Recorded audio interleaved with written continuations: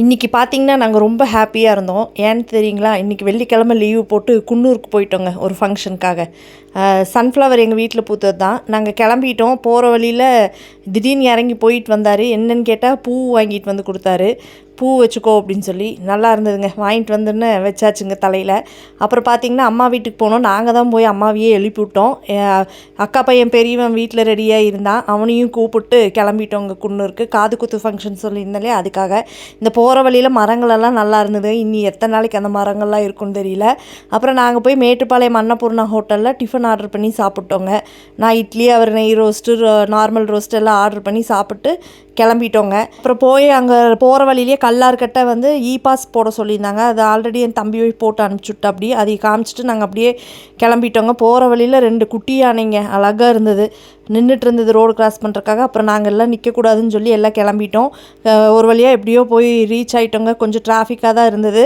அதுக்கப்புறம் போயிட்டு அங்கே ஃபங்க்ஷன் அட்டன் பண்ணிவிட்டு அங்கே பசங்கள்லாம் விளையாண்டுட்டு இருந்தாங்க. எல்லாம் பார்த்துட்டு பின்னாடியே பார்த்தா எங்கள் அக்கா மாமா சின்னவன் வந்துட்டாங்க. சரி மேலே எல்லாம் ஃப்ரீயாக இருக்கும் போய் உட்காருங்கன்னு பார்த்தா எல்லாருமே ஃப்ரீயாக இருக்கலாம்னு சொல்லி எல்லாருமே மேலே வந்துட்டாங்க.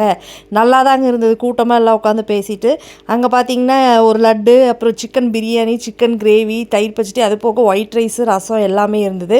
சின்னவன் பீஸ் மட்டும் சாப்பிட்டு பிரியாணி எனக்கு கொடுத்துட்டான். அப்புறம் இவர் வெத்தலை பாக்கு போடணுன்னா அப்படி. அப்புறம் எல்லோரும் வெத்தலை பாக்கு போட்டுட்டு சரி ஃப்ரூட் ஷோ நடக்குதுன்னாங்க. சரி சிம்ஸ் பார்க்கில் வாங்க போகலாம் அப்படின்னு சொல்லிட்டு ஃப்ரூட் ஷோ பார்க்க வந்துட்டோம். அங்கேயும் போய் சின்னவன் விளையாட்டு பொருள் வாங்காமல் விட்டது இல்லைங்க. அங்கேயும் போய் எல்லாம் வாங்கி விளையாண்டுட்டு இருந்தான். மழை வேறு வந்துருச்சு. ஆளுக்கு ஒரு கொடையை அங்கேயே பக்கத்தில் வாங்கிட்டு உள்ளே போனால் எல்லோரும் கொடையை பிடிச்சிட்டு நடந்துட்டுருக்காங்க. பூவெல்லாம் பார்க்க அவ்வளோ அருமையாக இருந்தது. பார்த்துட்டே இருந்துக்கலாம் போல் இருந்தது. அப்புறம் அங்கே ஃப்ரூட்ஸ்லேயே வந்து கேக்கு எல்லாமே செஞ்சு வச்சுருந்தாங்க. அதையும் ஒரு ரவுண்ட் அடிச்சுட்டு சரி ரீல்ஸ் எடுக்கலான்னு பார்த்தோம். அதுக்கு டைம் இல்லை. அப்புறம் கிளம்பிட்டோம்.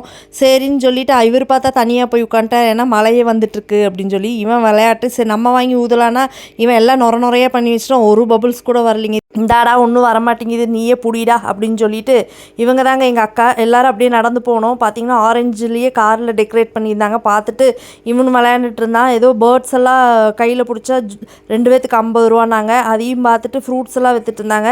ப்ளூபெர்ரி, மாங்காய் மட்டும் வாங்கினோங்க. அப்புறம் இவன் சிப்ஸ் வாங்கிட்டு லெமன் கூட ஃபோட்டோ எடுக்கணுன்னா சரி அதையும் ஒரு ஃபோட்டோ ஒன்று பிடிச்சிக்கிட்டு மாங்காவையும் காரப்பொரியும் வாங்கி சாப்பிட்டு அப்படியே நடந்து கார் பார்க்கிங் வந்து கார் எடுத்துகிட்டு கோயம்புத்தூருக்கு கிளம்பிட்டோங்க. வர வழியில் அப்படியே டீ தூள், பிஸ்கட்டு, அப்புறம் யூக்கலிப்டஸ் ஆயில் எல்லோரும் வாங்கிட்டு தூங்கிட்டேங்க காரில். திடீர்னு முழிச்சு பார்த்தா 2 கண்ணோட லாரி முன்னாடி நிற்கிது. எப்படியோ தப்பிச்சு அதில் வந்துட்டோங்க. ஹில்ஸ் முடிஞ்சு கீழே இறங்கி ஒரு டீ அடிச்சுட்டு வீட்டுக்கு கிளம்பிட்டோங்க. அவ்வளோதாங்க. தேங்க்யூ.